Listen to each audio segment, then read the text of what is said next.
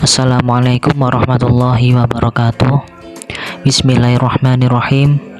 Alhamdulillahirabbil alamin wa bihi nasta'in wa ala umurid dunya waddin. Assalatu wassalamu ala asyrafil anbiya'i wal mursalin sayyidina wa maulana Muhammadin wa ala alihi wa sahbihi ajma'in. Amma ba'd. Yang terhormat Bapak Muallimul Huda selaku dosen pengampu mata kuliah Inovasi Pendidikan dan teman-teman semua yang berbahagia. Di sini kami dari kelompok 4 akan mempresentasikan tentang karakteristik dan strategi inovasi pendidikan. Sebelumnya perkenalkan anggota dari kelompok kami. Yang pertama yaitu Mbak Siti Layina Fahma Rosada, NIM 44. Yang kedua saya sendiri Islah Hakim Nur, NIM 45. Dan yang ketiga Mas Ahmad Azril Amri, NIM 46. Baik, langsung saja ke materi yang pertama. A. Karakteristik inovasi. Ciri-ciri atau karakteristik dari suatu inovasi yang dikemukakan oleh Roger adalah sebagai berikut. Yang pertama, adanya keuntungan relatif, yaitu sejauh mana satu inovasi dianggap menguntungkan bagi penerimanya. Tingkat keuntungan atau kemanfaatan suatu inovasi dapat diukur berdasarkan nilai ekonominya atau dari faktor sosial, kesenangan, kepuasan, atau karena mempunyai komponen yang sangat penting. Dengan semakin menguntungkan bagi penerima, makin cepat tersebarnya inovasi. Dalam hal ini, penggunaan kompor gas yang lebih hemat telah memberikan keuntungan pada banyak pihak. Yang kedua, yaitu bersifat kompatibel, yaitu tingkat kesesuaian inovasi dengan nilai, pengalaman lalu dan kebutuhan dari penerima. Inovasi yang tidak sesuai dengan nilai atau norma yang diyakini oleh penerima tidak akan diterima secepat inovasi yang sesuai dengan norma yang ada di masyarakat. Misal, penyebar luasan penggunaan alat kontrasepsi di masyarakat yang keyakinan agamanya melarang penggunaan alat tersebut, maka tentu saja penyebaran inovasi akan lambat bahkan terhambat. Yang ketiga, bersifat kompleksitas, yaitu suatu inovasi memiliki tingkat kesukaran untuk memahami dan menggunakan inovasi bagi penerimanya. Misal, penyuluh kesehatan memberitahu masyarakat pedesaan untuk membiasakan memasak air yang akan diminum, sedangkan masyarakat tidak mengetahui tentang teori penyebaran penyakit melalui kuman yang terdapat pada air minum. Tentu saja penyuluhan, ajakan atau himbauan tersebut sukar atau sulit untuk diterima. Sebelum penyuluh kesehatan memberikan pengarahan tentang penyebaran berbagai penyakit yang berasal dari air minum dan sanitasi yang tidak sehat. Yang keempat, yaitu bersifat triabilitas, yaitu suatu inovasi yang ada apakah dapat dicoba atau tidak dalam kehidupan penerima. Misal, penyebaran secara luas penggunaan bibit unggul padi atau kuku akan cepat diterima oleh masyarakat jika masyarakat dapat mencoba dulu untuk menanam dan dapat melihat hasilnya. Dan yang kelima, yaitu bersifat observabilitas, yaitu suatu inovasi benar-benar dapat diamati hasilnya atau keuntungannya. Karena itu, inovasi harus mudah diamati hasil yang ditimbulkannya. Misal, untuk mengajak para petani yang tidak dapat membaca dan menulis dalam belajar membaca dan menulis. Namun tindakan tersebut tidak segera diikuti oleh para petani karena mereka tidak cepat melihat hasilnya secara nyata. Materi kedua akan disampaikan pemateri yang kedua. Perkenalkan, saya Siti Layina Fahma Rosada, NIM 044. Sini saya akan melanjutkan tentang strategi inovasi pendidikan. Strategi inovasi menurut Saud itu ada 4. Yang pertama, strategi fasilitatif.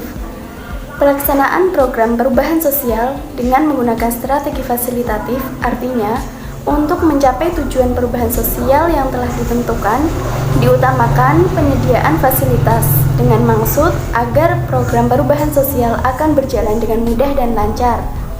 Yang kedua, strategi pendidikan. Pendidikan dipandang sebagai strategi untuk mencapai tujuan perubahan sosial.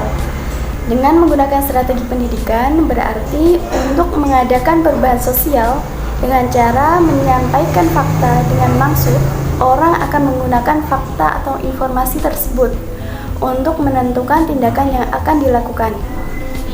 Dengan dasar pemikiran bahwa manusia akan mampu untuk membedakan fakta serta memilihnya guna mengatur tingkah lakunya apabila fakta itu ditunjukkan kepadanya.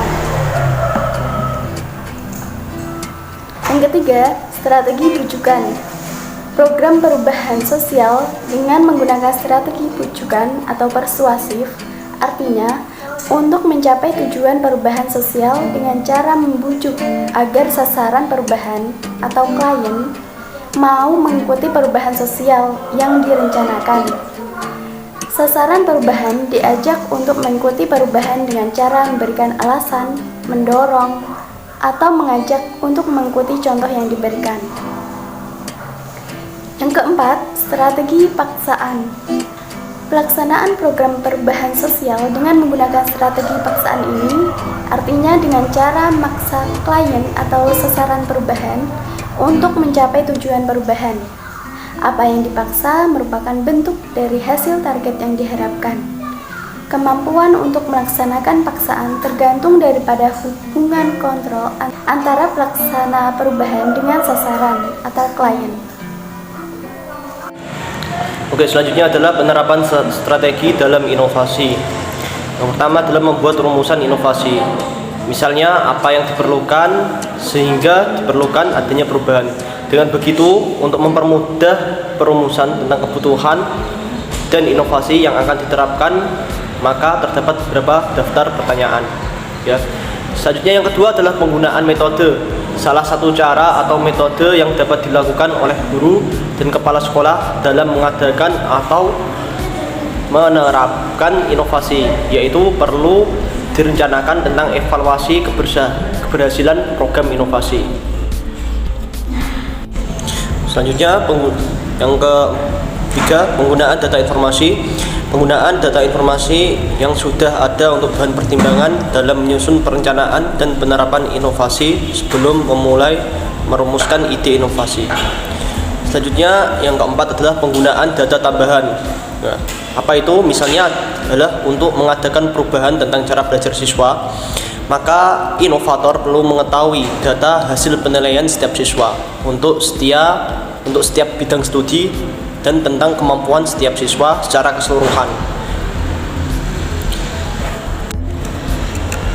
Oke, yang terakhir adalah mencari jawaban atas pertanyaan dasar tentang inovasi.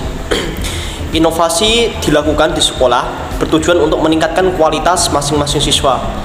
Tanda-tanda sekolah itu mempunyai kualitas yang baik antara lain adalah adanya proses pembelajaran yang efektif, prestasi hasil belajar siswa tinggi, dan juga guru mempunyai waktu yang cukup banyak serta kondisi yang baik dalam melaksanakan tugas sesuai dengan profesinya.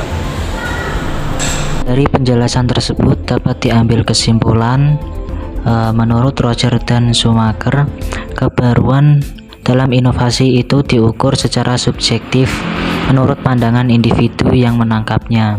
Jika suatu ide dianggap baru oleh seseorang, maka ia adalah inovasi bagi orang itu.